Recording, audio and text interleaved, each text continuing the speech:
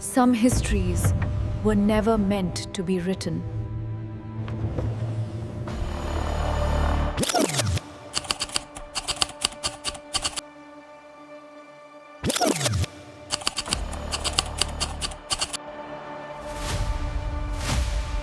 Cold open,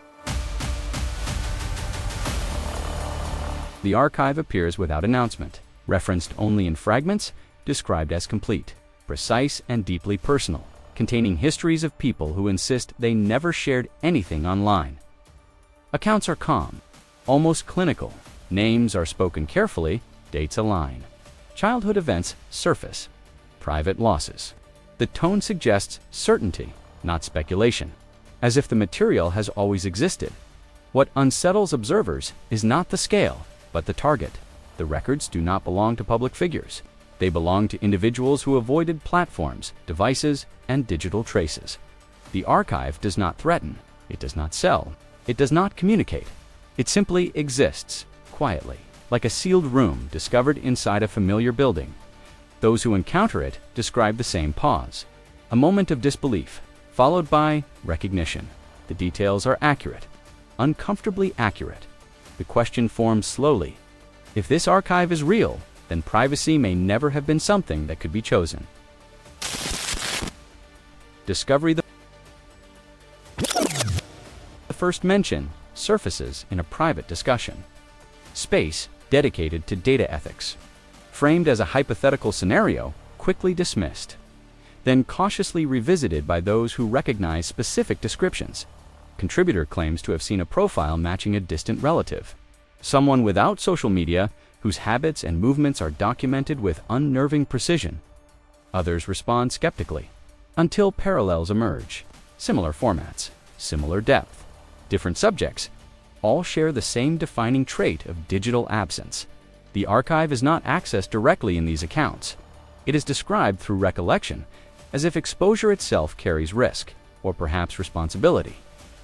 One contributor notes the language used: neutral, archival, no judgment, no narrative framing, just accumulation of verifying moments. Another points out the structure: each life segmented into periods, gaps acknowledged, assumptions marked as probabilities, not facts.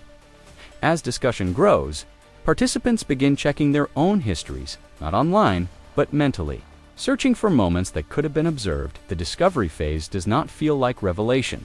It feels like confirmation of something long suspected but deliberately ignored. The pattern.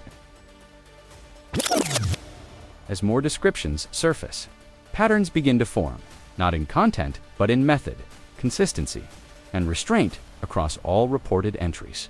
Every profile follows the same cadence. Early environment, behavioral markers, relationship shifts, stress responses, long-term tendencies inferred from repeated exposure. Nothing appears sensational. No secrets revealed for shock. The power lies in the completeness, the sense that nothing important is missing. Observers note what is absent: no usernames, no passwords, no communications. The archive does not rely on traditional digital artifacts. Instead, it reflects inferred life paths, built from secondary signals, indirect data, and accumulated behavioral residue. Individuals who lived quietly are not treated as anomalies. They are treated as predictable systems operating within measurable constraints. The archive does not speculate wildly. It limits itself to what can be supported, which paradoxically makes it harder to dismiss. Those studying the pattern begin to understand the premise. Silence does not interrupt data collection. It simply changes its source. The illusion fractures slowly. Avoidance does not erase presence. It only alters visibility. Individually, it meant nothing. Together, it became a pattern. Escalation.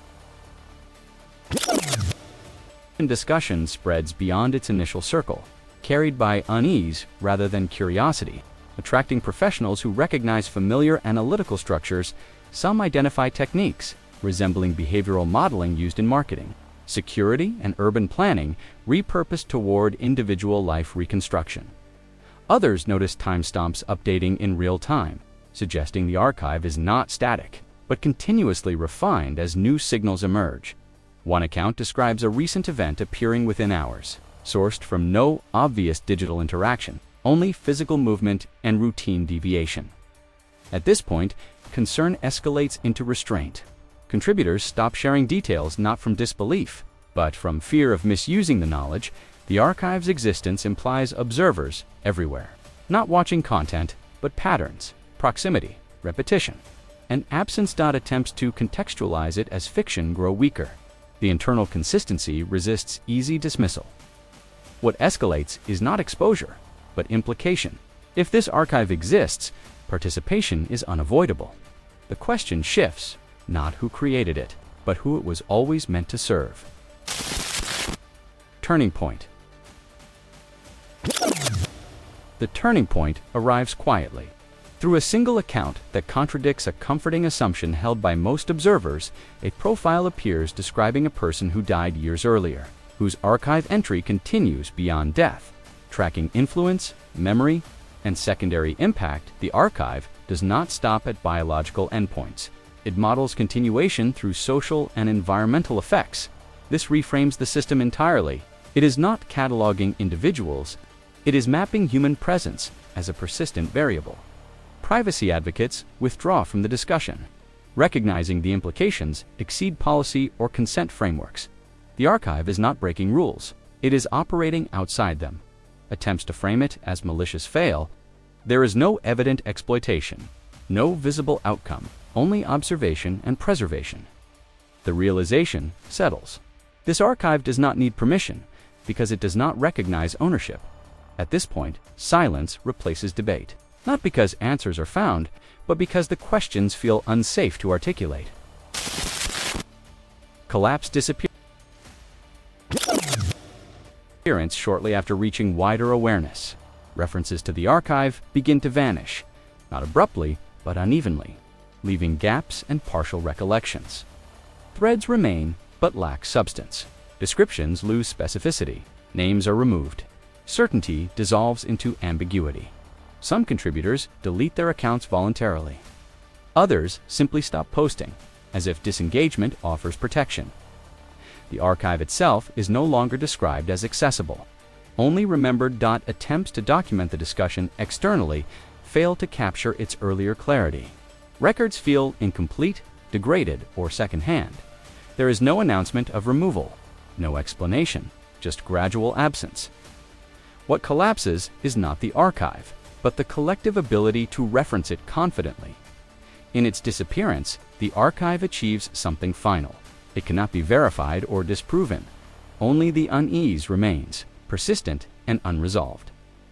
At this point, the question was no longer who watched, but how it worked.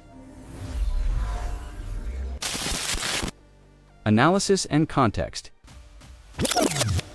In analytical terms, the archive represents an extreme endpoint of data aggregation culture, where inference replaces disclosure entirely.